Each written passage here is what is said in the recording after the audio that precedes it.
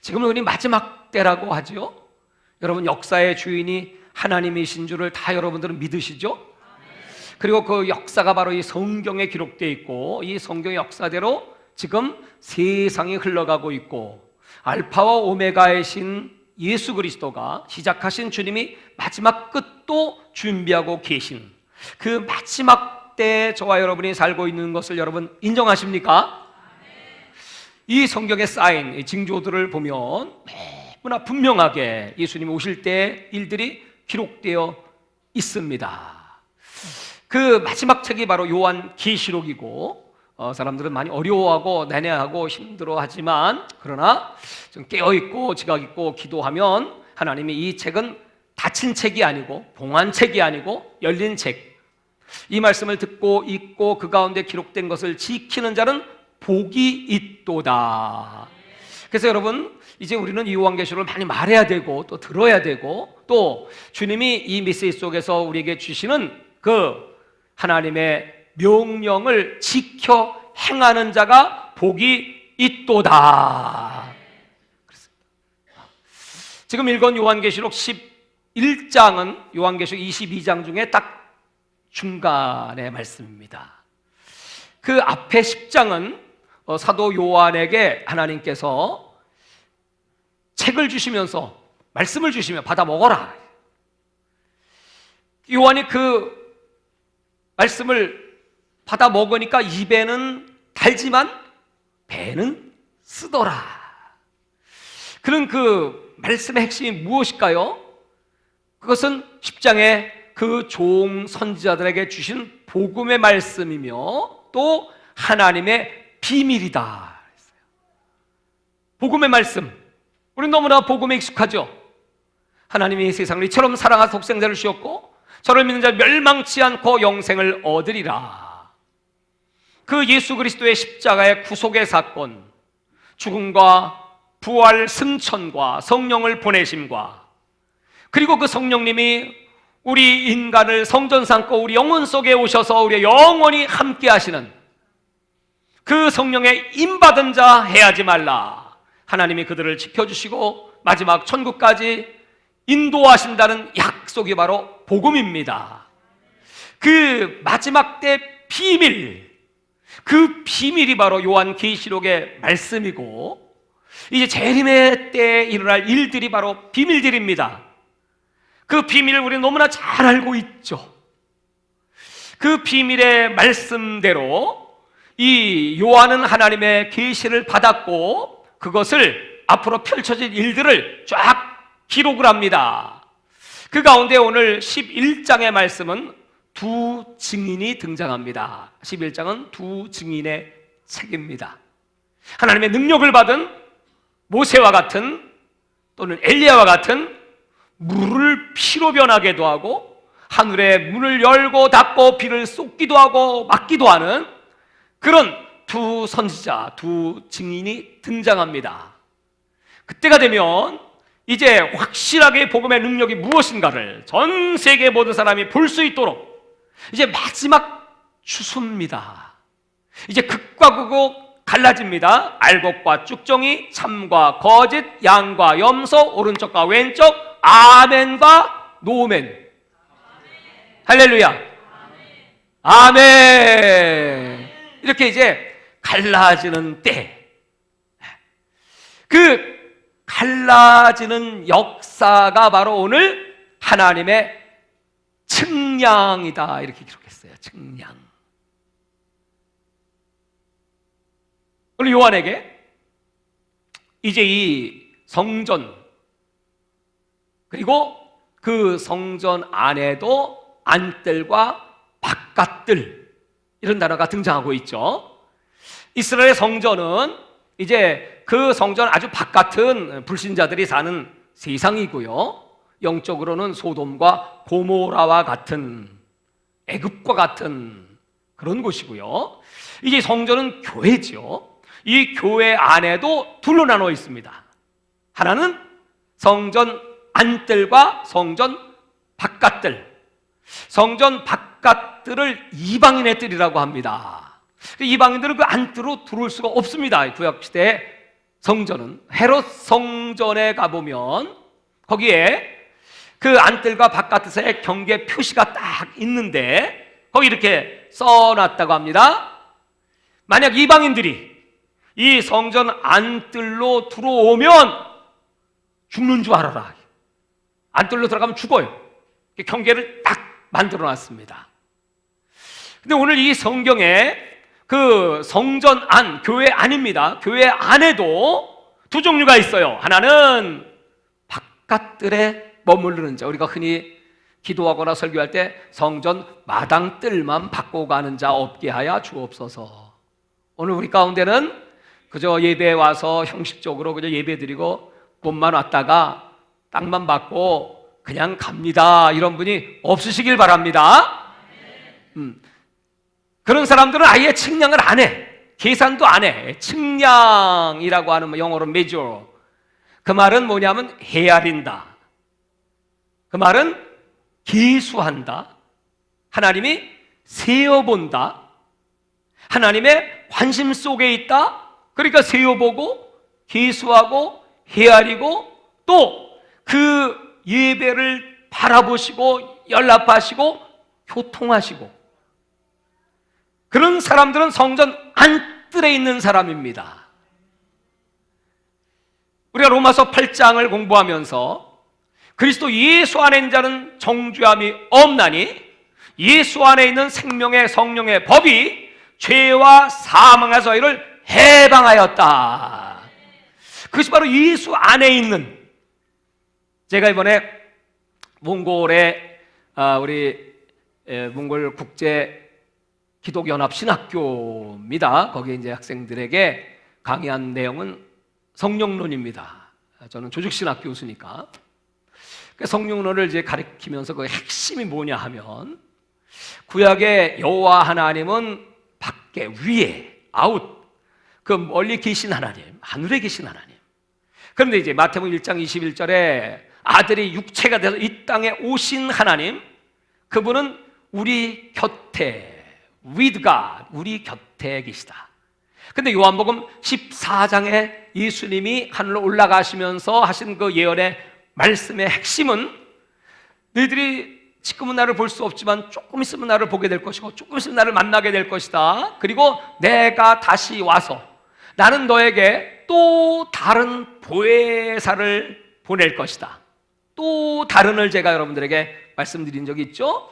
또 다른, 예수님과 같은 하나님이시지만 성령님은 영으로 오신 예수님이시고 예수님은 육체로 오신 하나님이시고, 그래서 그 또 다른 보혜사 파라크레토스, 파라는 우리 곁에, 크레토스는 돕는 분, 우리 곁에서 도우시는 분이 with God, 우리 옆에 계신 분이 이제 우리 영 속에 들어오시면 영원토록 너희를 떠나지 않고 너희를 고아처럼 버리지 않고 세상 끝날까지 너희와 항상 함께 있으리라 하신 그 약속의 말씀이 이루어진다는 거예요. 그래서 그분은 우리 영 안에, 흔히 사람의 구조를 얘기할 때 이분설은 뭐냐면 육체 안에 영혼이 있습니다. 육체와 영혼을 구별하는 것. 그 다음에 삼분설, 그거는 우리 인간은 육체, 몸, 바디와 그 안에 혼이라고 하는 생각, 지성의 부분, 그 안에 영, 스피릿이라고 하는 영의 부분, 이렇게 영혼, 몸, 셋으로 나눠져 있습니다. 바울이 그런 얘기를 반복해서 하고 있죠. 그래서 오늘 이 성전 측량이라고 하는 이 말씀은 바로 우리 몸, 육체, 눈에 보이는 것, 그 다음에 그 안에 혼, 우리가 예배를 드릴 때 혼적인 예배, 그저 마음과 생각, 그저 의식적인 그런, 하나님은 영이시죠. 그래서 예배하는 자는 신령과 진정으로 예배해야 되죠. 예배하는 자는 영으로 예배해야 됩니다. 그냥 여러분, 우리 그냥 마음과 생각 정도이 아니고 내 영혼 깊은 곳에서 그 하나님을 찬양하고 하나님을 경배하며 그 하나님을 영화롭게 하는 그런 최고의 예배, 너희는 이 세대를 본받지 말고 영적 예배를 드려라. 할렐루야. 교회 안에도요, 그냥 혼적 예배, 그렇게 예배 드리고 교회에 왔다가 가시는 분이 있어요. 그런 분들은 절대로 성령의 열매가 맺어지지 않습니다.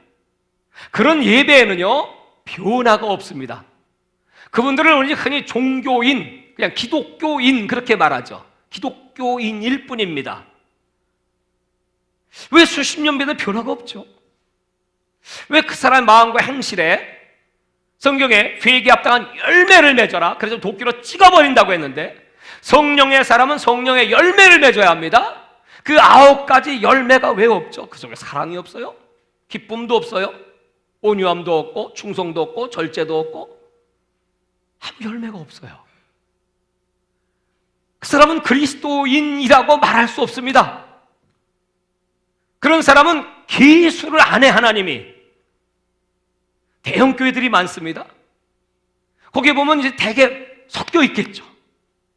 우리 교회는 뭐 큰 교회는 아니니까 그런 쭉쟁이들이 혹시 섞여 있으면 어떡하나?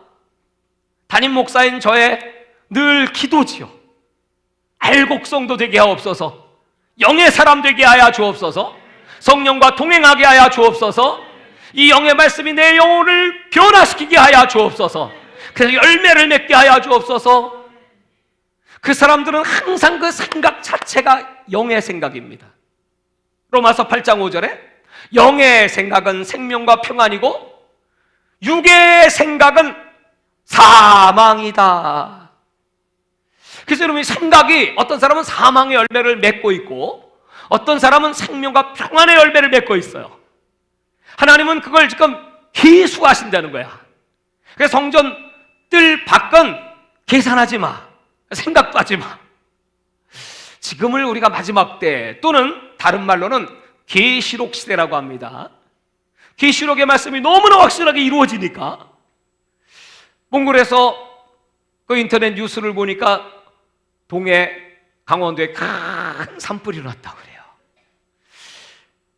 그래서 이게 영상을 내가 자세히 이렇게 못 봤는데, 이제 어제 돌아와서 그 뉴스에 나오는 걸 좀 자세히 보니까 그런 말을 하더라고요. 이 불이 마치 뭐 같다 그래요?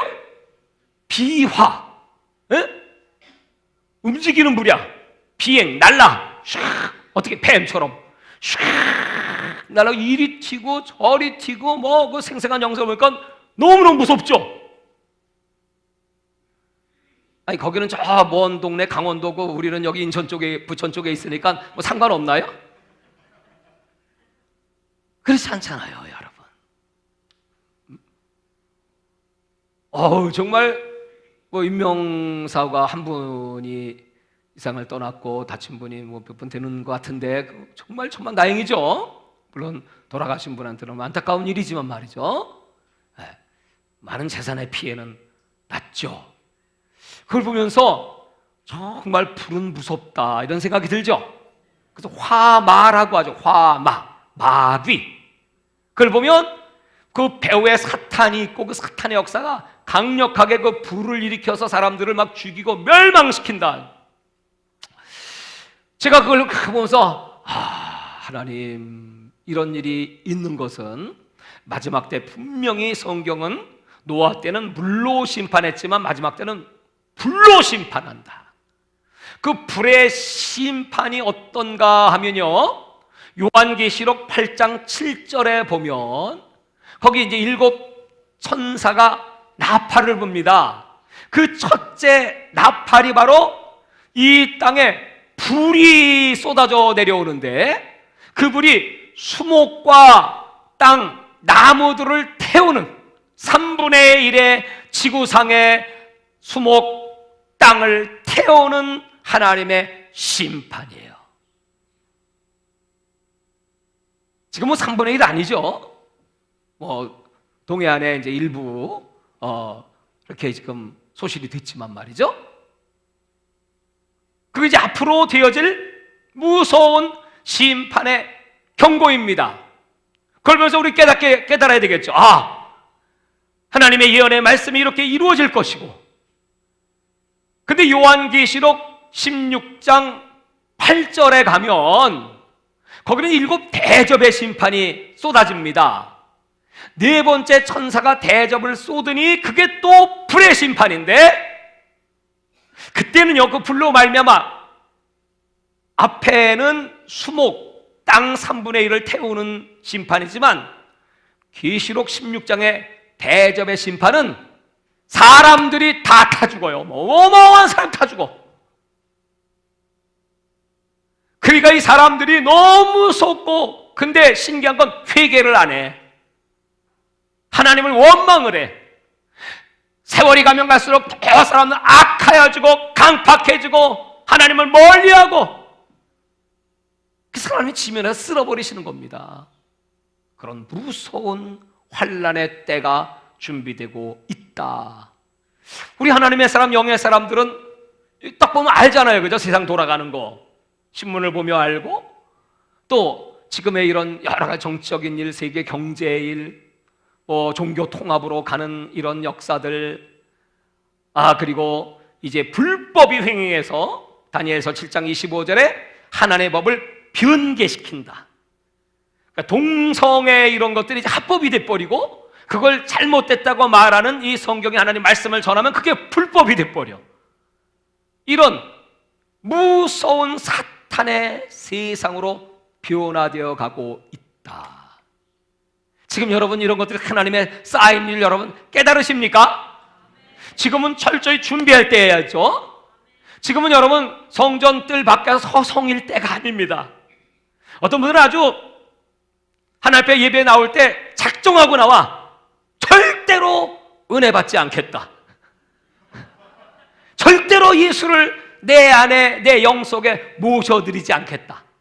왜냐하면 그렇게 되면 예수를 따라가면 자기를 부인하고 자기 십자가 가지고 따라가야 되니까. 다 포기할 수 있습니까? 이렇게 세상이 좋은데, 이렇게 누리며 편안하게 살아야지.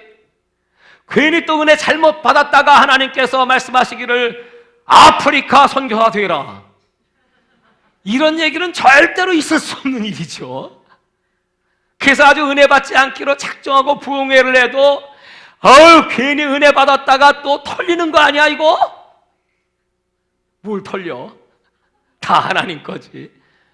여러분, 이게 사람들이 마지막 때는 점점 꾀가 많아지고요, 자기 지식으로 신앙생활하고 자기 경험, 즉 자기 가진 걸 소중히 여겨요. 그거 보니까 갑자기 그냥 불티가 슉 해서 그냥 덮쳐버리니까 말이죠, 집에 들어가서 뭐 갖고 나올 수 있어요? 어떤 분은 그냥 집안에 뭐 컴퓨터에 저장된 어마어마한 재료들 다 날라가갖고 그냥 울더만 다 날라갔어요. 돈을 갖고 나올 수가 있나요? 금은 보화를 가지고 나올 수가 있나요? 그저 목숨만 나온 것도 감사하지. 오늘 여러분 살아서 하나님 성전에 이 생명을 공급받고 영생을 보장받는 이 교회에 나와서 진정과 신령으로 예배하는 것만으로도 감사해요. 아멘. 아멘을 크게 한 사람은 감사가 큰 거죠. 아멘. 할렐루야. 아멘. 감사해야 돼. 은혜 중에 은혜는 살아있는 게 최고의 은혜라고 했잖아요. 살아있으니까 여러분 예배도 드리고, 살아있으니까 말씀도 듣고, 살아있으니까 깨닫고, 살아있으니까 회개하고, 회개하니까 용서받고, 용서받고 준비하고, 성령을 모시고, 언젠가는 인생 것 다 뒤로 하고, 마치 저 소돔과 고모라, 롯의 마나님이 그러셨죠? 너무 아까워. 너무 저 소돔 땅의 그 문명, 거기 금은 보화, 쾌락, 정욕적인 육신의 것들이 가득 차 있는 걸 버리고 나오는 게 너무 아까워. 절대로 뒤돌아보지 마. 소금 기둥 될 줄 알아. 근데 그 유혹을 못 이기고 뒤돌아봤어요. 소금 기둥 됐어요. 비극의 주인공 됐어요. 여러분, 절대로 여러분 세상에 아무리 유혹을 하고 좋다고 하고 천하 영광을 준다고 해도 뒤돌아보지 말고 저와 여러분은 믿음의 주 온전케서는 예수를 바라봅시다. 아니요, 예수만 바라봅시다. 시편 16편에 주는 나의 주시오니 주밖에는 나의 복이 없나이다. 인사 한번 하실까요? 주는 나의 주시오니 주밖에는 나의 복이 없나이다. 시작.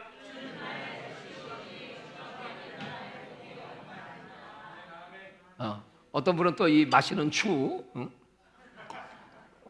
그 주 아니고 저와 여러분의 십자가에 못 박혀 죽고 부활하신 살아계신 하나님의 아들, 저와 여러분 메시아 구속자, 역사의 주인, 알파와 오메가, 이처럼 세상을 사랑하사 독생자를 주시고 영생을 주신 하나님만이 저와 여러분의 주요 반석이요 피난처요 의지할 뿐이요 나의 생명이 되심을 고백합니다. 할렐루야. 지금 그렇게 사는 훈련을 하나님이 지금 시키시는 거죠. 그 훈련 받는 겁니다, 여러분. 우리가 뭐 세상에 미련이 있겠습니까? 여러분, 천국이 얼마나 아름다운 곳이지, 천국이 얼마나 크고 넓고 웅장한 곳인지. 1만 2천 스타디온이라고 했죠. 장과 광과 고, 정사각형 입방형의 1만 2천 스타디온, 2,400km. 서울 부산이 400km면 서울 부산 6번 왕복거리야. 한 층을 여러분 뭐 보통 요게 뭐 3m짜리인데 그러면 80만 층짜리 빌딩이고, 한 층이 1km짜리 빌딩이라고 하면 여러분 2,400층짜리 빌딩이야. 세상에 제일 높은 빌딩이 여러분 1km도 안 돼요. 600m, 좀 높으면 800m야. 그런데 여러분, 우린 1km짜리 높은 그 빌딩 한 층, 거기서 어떤 사람은 10골의 권세를 가진 왕이 될지어다. 그 아름다운 눈물과 고통과 아픔이 없고 그 땅은 정금이요 그 문은 통진주여 12보석으로 지은, 마치 신랑이 신부를 위하여 예배하던 새 예루살렘, 그 천국을 하나님이 준비하시고 이리로 올라오라, 하늘로 올라오라는 얘기가 요한계시록을 자세히 보니까 많이 기록되어 있더라고요. 4장에 사도 요한에게 반모섬에서 고난을 받은 그에게 이리로 올라오라. 또 12장에 가면 거기에 그 철장 권세를 가진 그 아들 하나님이 이리로 올라오라. 또 오늘 여기 11장에 두 증인, 복음을 막 증거하니까 불이 내리고요, 모세같이 엘리야같이 그런 역사들이라니까 막 사람들이 막 두려워 떨며 놀라고, 그들이 전하는 메시지는 회개의 메시지입니다. 이제 하나님이 땅을 심판하지, 마지막 심판의 때다. 회개하고 구원을 받으라고 외치고, 마치 에녹같이 경건치 않은 자들의 경건치 않은 말과 경건치 않은 행동을 하나님이 심판하시리라. 그렇게 막 복음을 외치니까 사람들이 듣기 싫어가지고, 아우 제발 저 말 좀 안 했으면 좋겠어. 우리 교회에 나오시는 여러분들은 지금 이 하나님 말씀을 듣고 싶고, 물론 찔리긴 하지만 그래 내가 새로워져야지, 결단해야지, 나 천국 가야 돼, 믿음의 결국은 영혼의 구원이지, 그러면서 이렇게 나를 사랑하셨으니 나도 더욱 하나님을 사랑하고 경외하고 그 명령을 지켜 행하며 사람의 본분을 다하기를 원합니다. 그리고 가슴 치는 그 회개 여러분 속에 충만하죠? 만약 그런 마음이 없다면 그 사람은 아직 뜰 바깥의 사람이죠. 바깥들. 그 사람은 아무리 많이 모였어도 하나님이 계산을 안 해. 계시록 시대는 그런 사람들을 뜰 안으로 집어넣어라. 마지막 때 내가 올 때 믿는 자를 보겠느냐? 남은 자들이 얼마나 되겠느냐? 남은 자들이 많을까요? 엘리야 시대 그 남은 7천이었습니다. 마지막 시대 남은 자가 얼마나 되겠습니까? 이번에 몽골에서 예배를 드리는데 난 몽골 갈 때마다 아주 감동받고 하나님께 감사한 것은, 하나님 목자 없는 양들처럼 그들을 버려두지 마세요. 나는 한국에 있고 마음은 늘 그곳에 있고 또 기도합니다. 1년에 뭐 2차례, 3차례 정도는 꼭 가지만 얼마나 여러분 갈급합니까?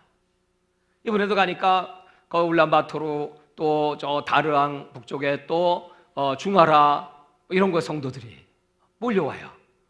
그리고 또 힌티라고 하는 징기스칸의 고향이 동쪽으로 그 당시에는 한 열 몇 시간 차를 타고 가는 곳인데 거기서도 이렇게 왔어요. 어떻게 왔어? 목사님 오신다는 말씀을 듣고 사모해서 왔어요. 여러분, 그런 그 사모하는 마음을 갖고 이 하나님 말씀을 그리워하고 내 영혼의 갈급함을 채우기 위해서 오시는 그분들에게 하나님 얼마나 큰 은혜를 부어주시겠습니까? 굉장하겠죠? 기도가 다르죠. 찬양이 다르죠. 감사를, 기쁨을, 춤을 추며 찬양하고 그 성찬식을 하는데, 성찬이 여러분 얼마나 의미가 있습니까?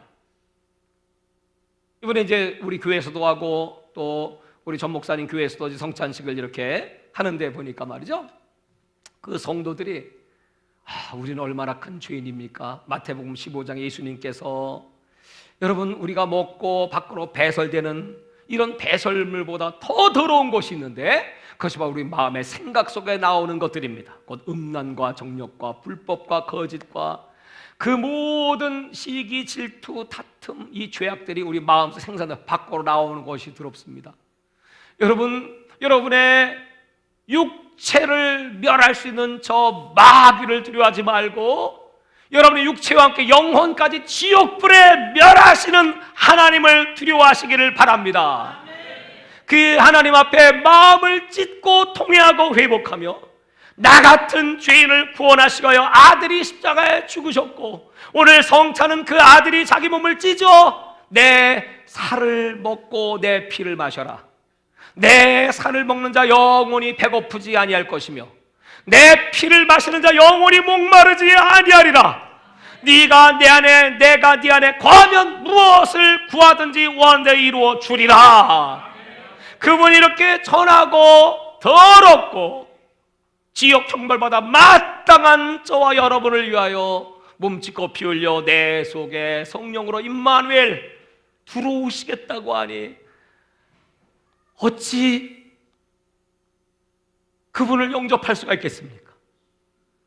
그리고 그분이 내 속에 들어올 때 오늘 요한계시록 14장에 시온산에서 하나님을 찬양하는 14만 4천 같은 무리들인데 그 14만 4천은 진실된 자입니다. 입술에 거짓이 없습니다. 어린 양의 보혈로 깨끗함 받고 생명책 이름이 기록된 그 위에 하나님의 이름 예수 그리스도의 이름이 기록된 자들입니다. 그러한 은혜를 받고 그들이 부르는 찬양을 세상 사람도 모릅니다. 신령과 진정의 찬양, 기쁨의 찬양, 세상에 없는 노래입니다. 그 노래를 올려드리면서 영원한 생명의 주인이신 예수 그리스도와 함께 그 영원한 기쁨을 누리겠다고 하니 떡을 나눕니다. 잔이 돌아옵니다. 전부 고개 숙이고 회개하느라고 잔 오는 것도 몰라, 떡 오는 것도 몰라. 그러니까 그 성찬위원이 쿡쿡 찔러야 돼. 들어요, 마셔요. 그럼 울어. 또 잔이 오면 또 찔러야 그제서야 또 왔네. 오늘 여러분, 우리도 좀 하나님 앞에 눈물을 보입시다. 애통을 드립시다. 애통하는 자가 복이 있나니 저희가 하나님 위로를 받을 것이며. 그래서 언제 울어보셨어? 아버지 돌아가셨을 때, 엄마 돌아가셨을 때? 주님 앞에서 지금 이 사순절 기간에 주님이 나를 위하여 돌아가신 것에 대하여 눈물이 있습니까? 그 예배를 드리며 마음이 감동되고 하나님께 감사하고 복음의 문은 이렇게 닫히고 있지만 여기 이렇게 준비된 자들이 있습니다. 그 제자들이 하나님 말씀을 받고 그 말씀대로 살겠다고 말이죠. 통회하고 가슴치고. 그들은 여러분 그 조상이 징기스칸입니다. 징기스칸은 여러분 세계를 지배했던 1000년 역사 가운데 최고의 위대한 업적을 이루었다고 역사가들이 말합니다. 징기스보다 더 큰 땅을 차지한 왕이 없잖아요. 물론 짧은 기간의 제국이었긴 하지만 그 영향력은 대단하지 않습니까? 나는 그들에게 여러분의 조상이 칼과 말발굽으로 세상을 짓밟고 통치했지만 우리는 예수 그리스도의 병사들입니다. 우리 대장 그리스도와 함께 예수의 사랑으로, 성령의 능력으로, 하는 말씀으로 세상을 지배하고 정복하고 다스릴지어다.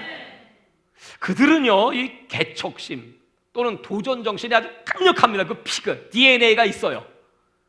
그리고 결혼해서 얼마 안 된 그런 애기 난 엄마들, 나이도 어려요. 남편도 버려놓고 애도 버려놓고 마음대로 해. 그리고 유학 가버려. 일본을 가고 한국으로 가고 돈 벌러 그냥 가버리고 또 갔다 와서는 또 잘 살아. 참 신기한 사람들이야. 이번에 보니까 그 6살 때부터 이제 우리 교회 나와서 우리가 이제 서커스장에서 예배 드리고 할 때 율동하던 야만한 그 어린 애기가 있어요. 아니, 이 애가 벌써 21살이 됐어. 지금 대학교 졸업반이야. 근데 이번에 만났는데 보니까 얘가 임신을 했어. 신랑을 만나갖고. 그 신랑은 영국에서 유학을 하고 대학교 영어 교수야. 이 녀석이 인사를 하러 왔어요. 야, 어느새 이렇게 자라가지고. 또 다른 애는 걔는 임신이 아니라 벌써 낳았어. 그리고 43살 먹은 내 아들 같은 이러면 되지 않겠어요? 걔가 할아버지가 됐어. 할아버지. 그 민족들은 하여튼 생육하고 번성하는 게 충만합니다. 얼마나 잘 뵙고 잘 나는지 그냥. 그리고 막 흩어집니다. 애들도 그냥 내버려도 그냥 막 가는 거야. 그냥 막 세계를 막 나가. 그 생존력이 얼마나 강력한지 가서 어떻게 자리 잡고 무슨 수단 방법 안 꼭 살아요. 그 돈을 벌고. 그 몽골 민족성입니다. 언어의 능력이 탁월합니다. 그래갖고 각 나라 말 얼마나 잘 배우는지 몰라요. 옛날에 제가 몽골에 있을 때 그때 영어 학원을 다녔어요. 그 20대 청년들과 같이. 그래서 이제 미국 사람하고 얘기를 하면 나는 이제 주어, 동사, 목적어 이거 따지고 앉아있어. 얘들은 문법도 안 되는 걸 막 말해. 그래서 저것들은 저렇게 막 얘기를 하나야, 무식하게. 근데 지금은 얼마나 잘하는지 몰라. 애들 어디 가든지 그렇게 적응력이 있습니다. 여러분들은 바로 세계 선교에 하나님이 준비하신 민족이므로 이 마지막 때 목숨을 위해 예수를 증거해야 됩니다. 지금 이렇게 억압이 오고 여러 가지 환란의 바람이 불 때 지금이야말로 이제 우리가 언젠가 손 띄더라도 여러분들은 당당하게 예수의 성령을 모신 자, 여러분 마당 뜰 밤 사람 아니에요. 성전 바깥 아니에요. 예수 뜰 안에 예수의 성소, 예수의 지성소 속에 들어가서 그 예수가 네가 나를 믿으면 내가 한 일 너도 하고 나보다 더 큰 일도 하리라. 예수님은 포도나무고 우리는 가지니 붙어있으면 열매는 저절로 맺습니다. 너희가 내 안에고 내 말이 너희 안에 거하면 무엇을 구하든지 이루어 주리라. 이거 얼마나 놀라운 은혜입니까?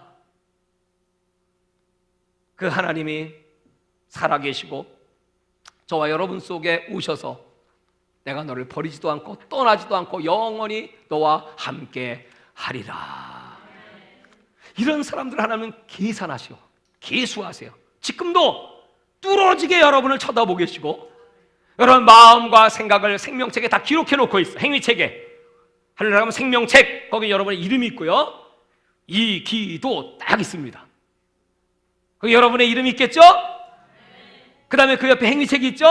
우리가 행한 모든 것들, 크고 작은 일들, 마음의 생각까지 쫙 기록되어 있습니다. 그리고 우리가 행한 대로 갚아주리라, 상 주리라. 예수는 살아계시고 하나님은 그 하나님을 찾는 자들에게 상 주시는 이심을 너희는 믿어야 할지니라. 할렐루야. 얼마나 감사합니까? 여러분, 지금은 마지막 때라고 할 때 마지막 때 키워드가 있습니다. 그게 뭐냐 하면, 물론 이제 마지막 때 주님의 재림이 키워드죠. 그리고 또 반대되는 키워드가 바로 적그리스도입니다.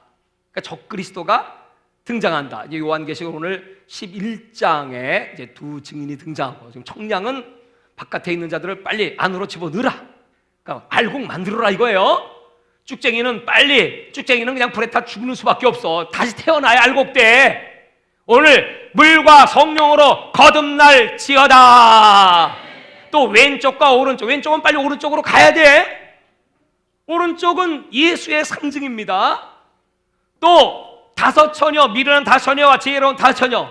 미련한 게 뭐예요? 교회 다녀도 등은이 있어도 신앙 고백도 있고 주기도문도 있고 예배 드리고 기도도 있고 찬송도 있고 다 있는데요, 기름이 없어.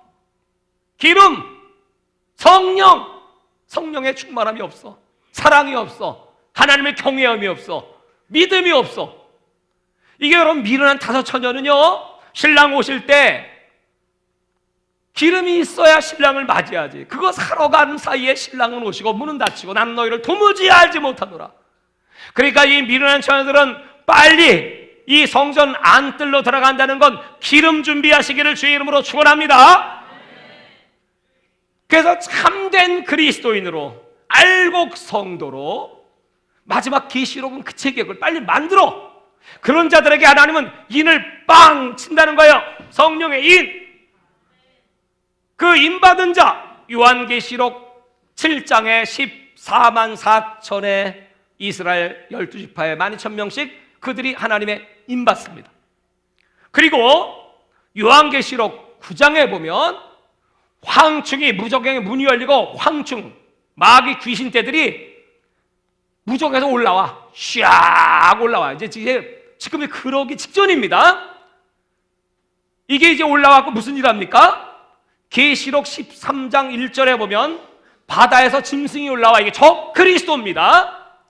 적그리스도가 이제 세상을 지배하는 신세계 질서라는 이름으로, 뉴 월드 오더라는 이름으로 지금은 너무 세상이 종교 분쟁 또는 경제적인 이런 문제, 부익부 빈익빈, 그 사람 살기 힘들고 너무 어려우니까 이제 강력한 리더십, 철권 통치가 필요합니다. 온 나라를 하나의 정치 시스템으로 만들고, 그리고 이 경제도 지금 뭐 달러가 지금 기축통화이긴 하지만 뭐 위안화, 뭐 엔화, 원화 할 것 없이 하나의 경제로 세상은 통일되자. 종교도 뭐 이슬람교, 기독교, 유대교, 뭐 힌두교 이게 싸우지 말고 평화하자, 평화. 교황을 중심으로 그 평화 시스템이 지금 만들어져 가고 있고, 이제 네덜란드 헤이그에서 2020년 세계 종교 회의가 열리고 거기 평화회담이 작성되고, 벌써 이제 교황은 저 중동에도 아랍 국가에도 가서 거기서 미사를 집전하고 지금 평화운동, 우리나라 지금 남북 평화 운동이 이제 마지막 이슈고 키워드입니다. 그래서 이제 그 시스템을 다 갖추고 나면 뭐 IS 테러 같은 그런 테러리스트들을 잡아내야 되지 않겠습니까? 그러려면 사람들을 통제해야 되는 때가 온다 이 말. 통제.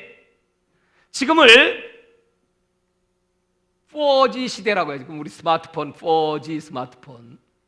근데 이제 작년 연말에 이제 5G 스마트폰이 개통이 됐습니다.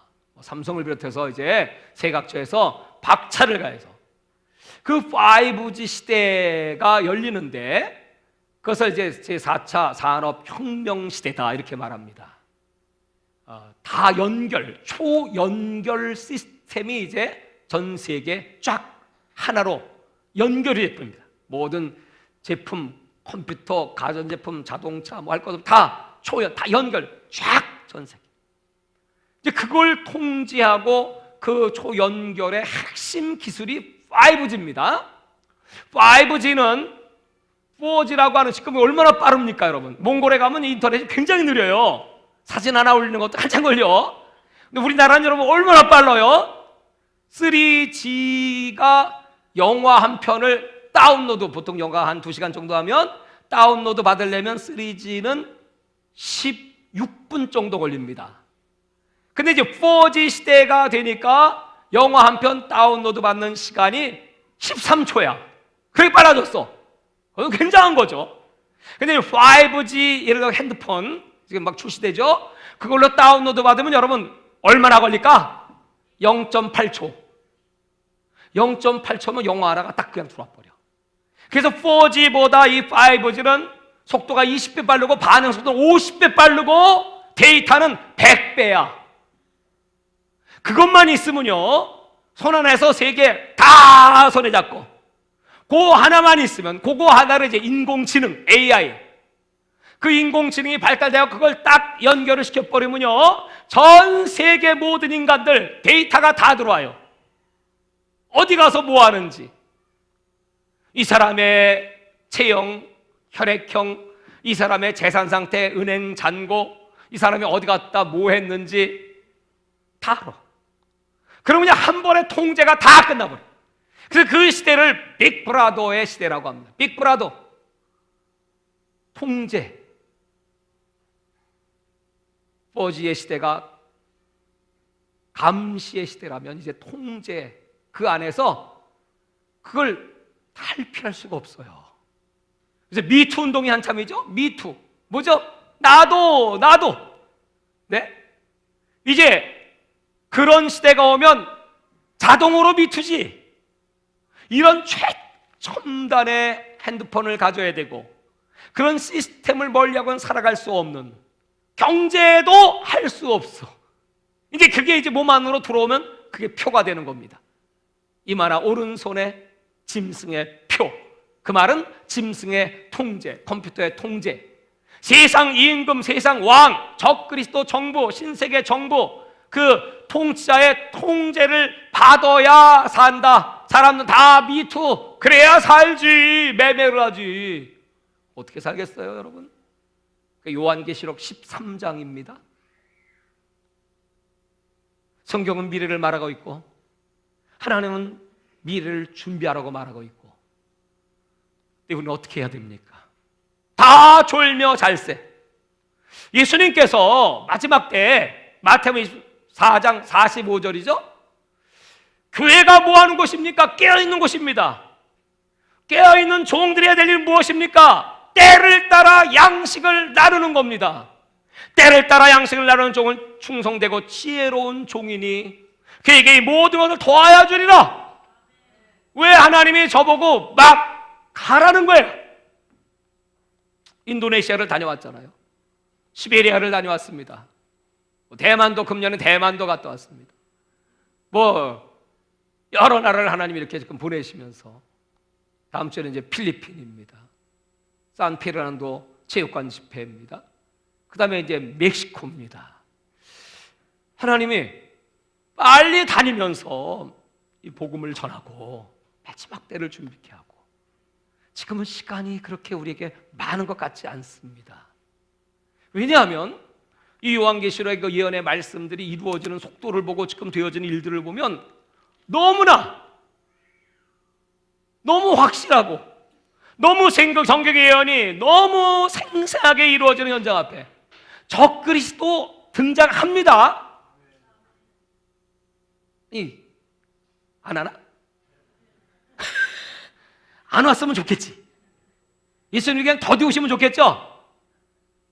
주 안에 죽는 자는 복다니까 나 그냥 살 거 다 살고, 노인네 돼서 꼬부랑 할머니 할아버지 돼서 그냥 수명 다 하고 죽으면 그때나 오시든지 말든지, 그때까지 나 재미나게 살고 먹고 마시고 취하고 방탕하고 얼마나 좋아요, 여러분. 그런데 성경은 알지 못하는 시간에 너희 주가 임할 때, 그때 충성되고 지혜롭지 못해, 때를 따라 양식도 없어, 이런 종은 바꿔도 내야 쫓아 슬필며 이를 갈미 있어. 깨어있는 종들은 살아야도다 착하고 충성된 종이로다. 아멘. 아멘. 할렐루야. 지금 우리는 아주 무서운 때를 살아가고 있습니다. 믿음은 들음에서 납니다. 성경의 약속에 맞아 1.1획 변함없고 확실하게 이루어지는, 아멘 주 예수여 어서 오시옵소서. 그 말은요, 요한계시록 1장에 반드시 될 일, 반드시 꼭 이루어질, 그 다음에 반드시의 또 다른 해석은 속히 될 일입니다. 다 같이 하나님의 약속의 말씀은 반드시 속히 이루어집니다. 아멘. 다니엘서 12장 1절에 하나님께서 이 말씀을 봉함하라고 다니엘에게 말씀했어요. 구원의 때가 가깝다고 말씀하시면서 4절에 다니엘 12장 4절에 이 마지막 때가 되면 사람들이 빨리 달리고 지식이 더하리라. 굉장히 빨라져. 지식이 4차 산업혁명 시대는 어마어마합니다. 이거 이 지식이 상상을 초월해요. 그래서 이제 이 지식을 어디다 써요? 하나님 말씀을 지키는 데다가 쓰는 것이 아니고 불법에 쓰는 거지. 그러니까 사람의 유전자를 막 집어넣고 합성시키고, 그래서 사람들을 막 괴상한 형태의 인간으로, 하나님의 창조의 섭리를 떠나서 남자와 남자끼리 결혼해도 괜찮아. 왜?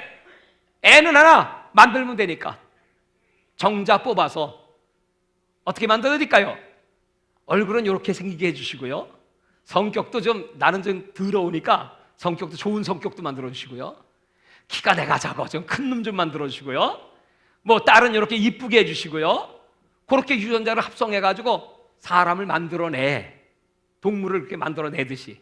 그럼 불법의 시대, 유전자 변형의 시대, 여러분 그 다 지금 되어지고 있는 일들이고, 노아의 때와 같이 그래서 하나님이 사람 만드셔서 한탄하시고, 그때 당시에 그렇게 불법이 횡행했으니까요, 그래서 지면에서 쓸어버리시듯이 불로 쓸어버리는 거예요. 그래서 요한계시록 14장에 우리는 거룩한 14만 4천과 같이 하나님 앞에 점도 없고 흠도 없이 순수하고 깨끗하게 이 약속의 말씀을 지켜 행하고 마지막 때를 준비하는, 깨어 기도하고 그리고 두 증인처럼 열심히 때로 어떤 복음을 전파하고 우리의 생명 다해 충성하면 주 예수 재림의 그날에 이리로 올라오라. 자, 한번 해봅시다. 이리로 올라오라. 아니, 여러분들은 그런 뻘떡이로 올라가야지. 여러분이 뭐 하나님입니까? 하나님이 이리로 올라오라고 그러면 어떻게 해야 돼요? 아멘. 주 예수여 어서 오시옵소서. 할렐루야. 뻘떡 일어나면서 아멘 주 예수 어서 오시고 그래야 되죠. 마귀는 어떻게 하죠? 올라가지 마라. 엉덩이를 꽉 붙잡아. 가지 마. 여기 좋잖아. 여기서 놀자. 세상은 그렇게 여러분을 유혹합니다. 언제든지 떠날 준비. 히브리인, 이스라엘 사람들의 옛 이름은 히브리인, 강을 건넌 민족 그 뜻이야. 우리 강을 건너야 돼요. 요단강 건너야 돼요. 홍해를 건너야 돼요. 이 죽음의 강을 건너서 영생의 강에 들어가시기를 주의 이름으로 축원합니다. 그 준비하고 깨어있고 기도하고, 이번 주 우리가 사순절 집회를 내일부터 금요일까지 합니다. 오늘 주일날은 여러분 여기는 좀 믿음이 연약한 분이 있어 내가 더 깊은 얘기를 많이 못하죠. 이 정도 선에서 하고, 앞으로 어떻게 해석이 펼쳐질 것이고 이 계시록의 말씀이 어떻게 이루어질 것이고 우리가 같이 듣고 준비하고 기도하고 그런 시간을 갖고자 합니다. 내일부터 사랑하는 여러분 모두 깨어나서 주님의 재림을 준비하는 최고의 축복을 누리시기를 주의 이름으로 축원합니다. 할렐루야.